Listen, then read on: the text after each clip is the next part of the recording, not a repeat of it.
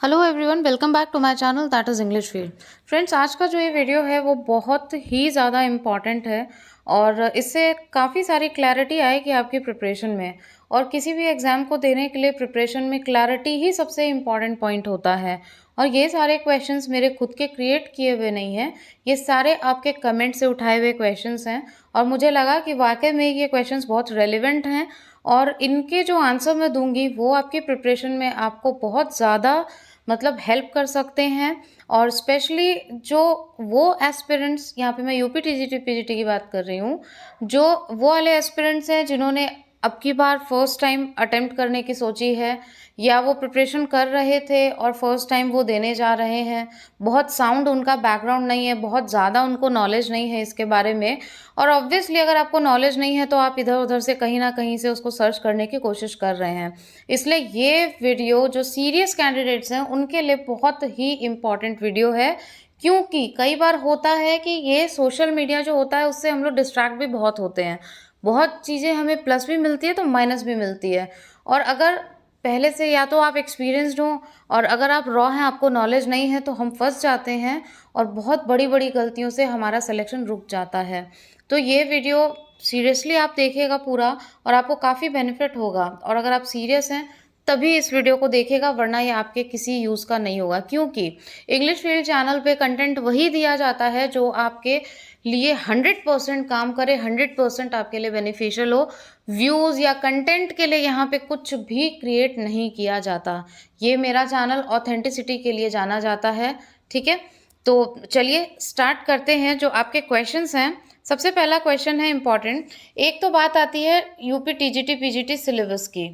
तो सिलेबस की जहाँ तक बात है, जो बुक्स में आपको दिखता है ना, वो आपका एक्चुअल सिलेबस नहीं होता। That is just an idea.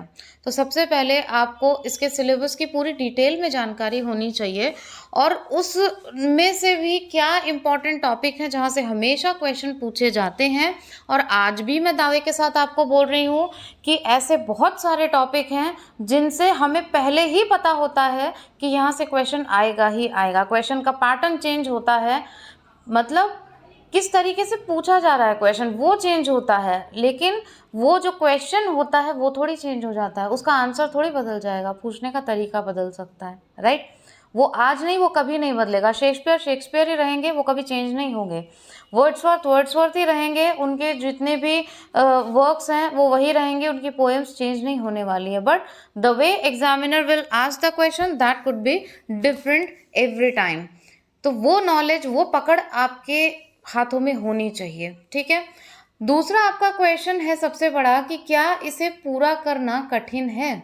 मतलब बहुत से लोग तो अब कई सारे ऐसे चैनल भी कह लीजिए, I am not pointing out here anyone, but हो सकता है it's just for your knowledge कि कहीं से आपको इस टाइप की चीज़ें मिल जाती है, ऐसा कुछ सुनने को मिल गया।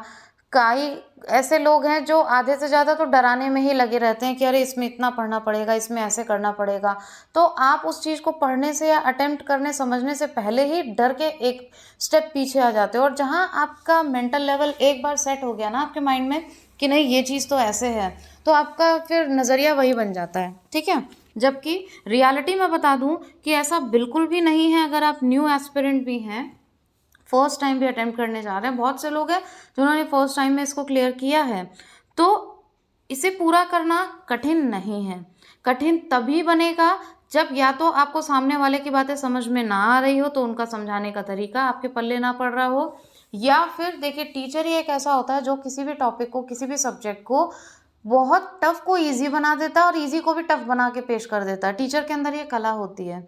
अब मेरा मानना यह है कि टीचर के अंदर वो कला होनी चाहिए कि टफ से टफ टॉपिक को ईजीएस्ट लैंग्वेज में कैसे आपके सामने लेकर आए, राइट। तो वही सबसे इम्पॉर्टेंट होता है। तो अब ये you all are mature enough, ये आपको समझना है चूज वाइजली कि कहाँ से आपको समझ में आ रहा है और कहाँ से सही चीज़ें आपको मिल रही है। जरूरी नहीं है कि हर आदमी अगर शेक्सपियर पढ़ा रहा है तो वो चीज़ें सही चल रही है। वही शेक्सपियर आप 30 वीडियो में भी पढ़ सकते हो और उसी शेक्सपियर को 3000 वीडियोस में भी कन्वर्ट करके दिया जा सकता है, जो कि आपके लिए यूजलेस होगा, क्योंकि आप you will be beating around the Bush, समझ में कुछ नहीं आएगा। ठीक है, टॉपिक समझ नहीं आते। काफ़ी सारे लोगों की ये प्रॉब्लम है। जैसे कि अगर हम बात करें, मैं एक यहाँ पे लिखना चाहूँगी, इंग्लिश की ही मैं बात करूँगी, क्योंकि देखिए जिस सब्जेक्ट में मुझे नॉलेज नहीं उसके बारे में बात नहीं करती। चाहे आप मैथ्स ले लो, सोशल स्टडीज़ ले लो, इन सब चीज़ों के बारे में I don't have core knowledge, तो मैं उसके बारे में बात भी नहीं करूँगी। जैसे मान लीजिए लिटरेरी टर्म्स हैं, आज ही मुझे मैसेज आया है और उस मैसेज को देख के ही पता चल रहा था कि कहीं न कहीं कन्फ्यूजन है आपके माइंड में, कि ठीक है, ये क्वेश्चन है, ये इसका आंसर है, लेकिन ये हुआ कैसे? ये क्वेश्चन एक्चुअली पूछ क्या रहा है? इसका लिटरेरी टर्म है क्या? इसका मतलब क्या है? लिखा हुआ, अब जैसे एम.एच. अब्राहम की बुक से अगर आप लिटरेरी टर्म पढ़ते हो, अगर आपके कंसेप्ट क्लियर नहीं है तो आप पढ़ोगे तो यही कहोगे पता नहीं क्या है, कैसे होगा, हे भगवान। ठीक है, लेकिन वो इतनी टफ नहीं है। अगर आपके कंसेप्ट क्लियर होते हैं और कोई आपको अच्छा समझाने वाला मिल जाता है, तो सच बताऊंगी हमारी आम भाषा में ही होते हैं लिटरेरी टर्म्स। कोई बहुत बड़ा हुआ नहीं है जो कि इतना बड़ा लोगों ने क्रिएट कर रखा है। हो सकता है कई लोगों को मेरी बातें बुरी भी लगे, लेकिन जो सच है वो सच है, और मैं इसलिए इस चैनल पे वही बताती हूँ जो सही है।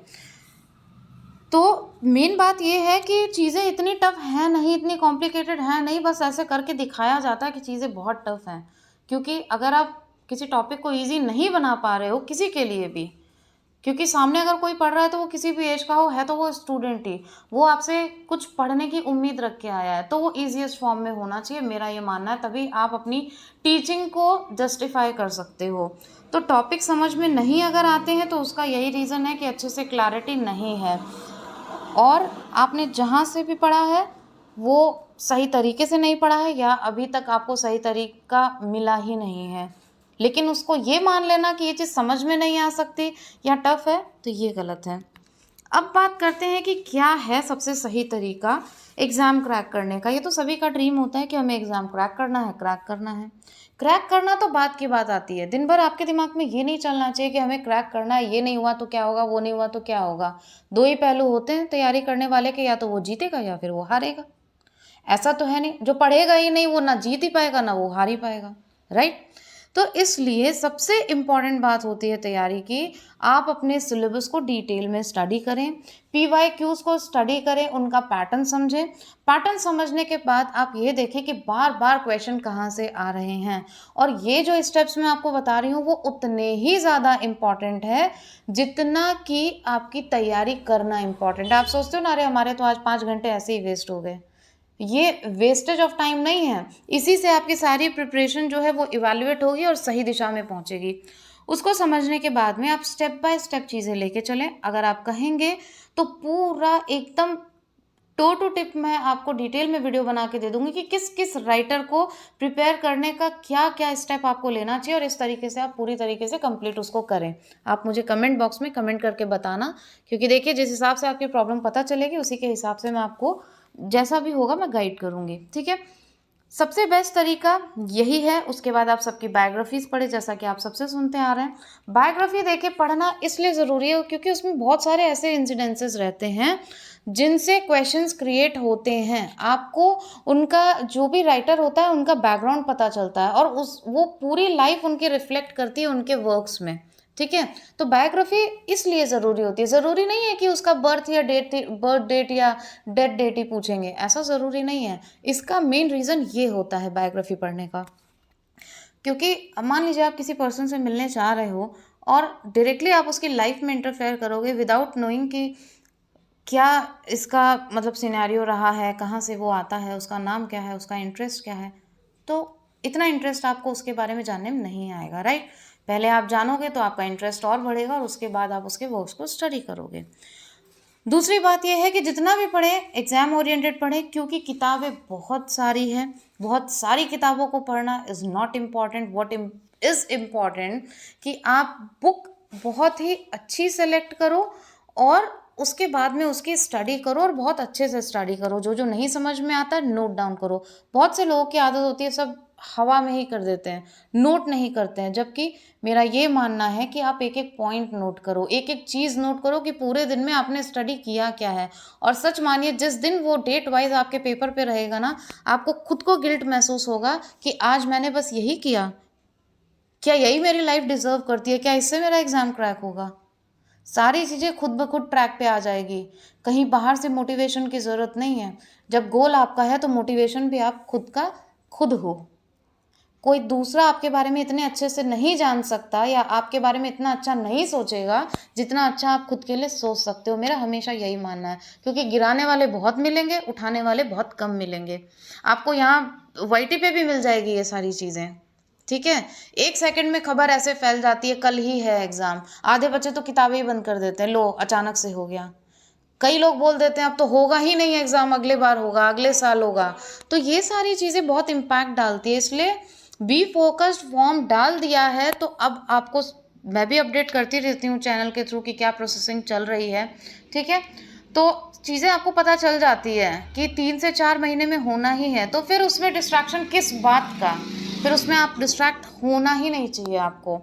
इसलिए एग्ज़ाम ओरिएंटेड कंटेंट होना बहुत ज़रूरी है। आपकी सोर्सिंग कैसी है उस पे ज़रूर ध्यान दीजिए। एक एक क्वेश्चन आपको सिलेक्शन से पीछे कर सकता है, और यही कारण है आपकी जो कन्फ्यूजन्स हैं, आपकी सारी बातें क्लियर नहीं होती हैं। आप एडमिशन ले लेते हो, उसके बाद भी इधर उधर घूमते रहते हो, आपका क्वेश्चन क्लियर नहीं होता, और यही सारे रीज़न है कि कहीं ना कहीं आप अटक जाते हो, और फिर आपको लगता है नहीं हमारी तैयारी में कमी थी। और मैं कहती हूँ नहीं, तैयारी में तो कमी थी ही, लेकिन उसका रीज़न क्या था उसको भी आप जानो। क्या आपके पास में जो नोट्स थे उसमें सारी चीज़ें कंप्लीट थी? क्या जिसने भी आपको गाइड किया उसने ये बताया कि ये नहीं पढ़ना है? जो पढ़ना है वो तो सबको पता रहता है, इतनी पोथी है पूरे संसार में। टीजीटी पीजीटी का सिलेबस कोई बहुत छोटा नहीं है, बहुत है। अगर आप सब कुछ उठा के पढ़ने लग जाओगे तो कभी पूरा ही नहीं होगा। इसलिए क्या नहीं पढ़ना है, क्या इसकी नॉलेज आपको थी जिसकी वजह से आप रुक गए? क्या सही टाइम पे आपको सारी चीज़ें मिली जिसकी वजह से आप पीछे हो गए? तो ये सारी चीज़ें बहुत इंपॉर्टेंट हैं। इन सारे पॉइंट्स को, मेरी सारी बातों को एक बार ध्यान से सोच के देखिएगा, आपको खुद ही आपके सारे सवालों के जवाब मिल जाएंगे। बाकी रही, मैं हमेशा बोलती हूँ कि please to comment in comment box कौन सा टॉपिक आपको चाहिए, एंड सपोर्ट दिस चैनल। तो डेफिनेटली देखिए, काम के लिए अगर मैं सीधी सी बात बोलूँ, if you are doing something तो उसमें आपको एप्रिसिएशन मिलता है तो आपको भी अच्छा लगता है, कहीं ना कहीं आपको एक पॉजिटिव सपोर्ट मिलता है सबका, तो बहुत अच्छा लगता है। एंड आई रियली अप्रिशिएट कि मतलब मुझे बहुत अच्छा लगता है आप लोग जिस तरीके से सपोर्ट करते हो, इतने अच्छे मैसेजेस करते हो। कई लोग तो बहुत ही ज़्यादा क्लोज हो चुके हैं जस्ट थ्रू मैसेजेस, कि आप लोग बहुत पॉजिटिव कमेंट्स करते हो, तो वो वास्तव में एक रिमार्केबल पॉइंट है। और मैं पूरी कोशिश करूँगी आपके सारे क्वेश्चन सॉल्व करने की, और पूरी कोशिश करूँगी डिटेल में वीडियोस डालने की, जिस जो रिक्वेस्ट मेरे पास में आई है, और डिटेल में आपको सारी चीज़ें प्रोवाइड करूँगी। मैं एक एक टॉपिक, वीडियो भले छोटा होगा लेकिन 2 से 3 बार या 1 से 2 बार आप उसको देखोगे तो चीज़ें एकदम क्लियर हो जाएगी, और तब आपको पता चलेगा कि चीज़ें इतनी टफ है ही नहीं। और पढ़ना क्या है, अब जैसे एक सिंपल चीज़ ले लीजिए कि मान लीजिए स्टैंजा फॉर्म्स हैं, अब उसके अंदर मेन मेन चीज़ें आपको पढ़नी है, ये पूरी डिटेल में नहीं पढ़ना है, और वही पॉइंट्स आते हैं, उससे आगे या उससे कम कुछ भी नहीं पूछा जाता। तो इन चीज़ों का पता आपको होना ज़रूरी है। उसके बाद में मंजिल दूर नहीं है, सिलेक्शन आपसे दूर नहीं है, वो सीट आपकी पक्की होगी, लेकिन सही दिशा में preparation, that is really very important. क्योंकि बहुत से ऐसे लोगों के मैसेज है, बहुत से लोगों को मैंने पिछली बार हारते हुए भी देखा और जीतते हुए भी देखा है, और उन्होंने अपनी जर्नी बताई। बाकी जो भी आपको डिटेल में आपने जो रिक्वेस्ट की है वीडियोस की, जो टॉपिक हैं उनको मैं डिटेल में अपलोड करूंगी, और आपको उससे काफ़ी हेल्प होगी, और आप देखिएगा कि टॉपिक इतने टफ नहीं हैं। बाकी कोई भी रिक्वेस्ट हो आपकी तो आप कमेंट बॉक्स में ज़रूर बताइएगा, जिससे कि वो वीडियोस आपके लिए बेनिफिशियल हो सकें। तभी पता चलेगा कि आपको किस चीज़ में प्रॉब्लम आ रही है या क्या टॉपिक देखना आप पसंद कर रहे हैं। बाकी thank you so much for all your support, for all your love, the way you all message me, positive जितने भी आपके कमेंट रहते हैं। Thank you so much for giving your precious time, and stay tune for detailed video of literary terms. Thank you.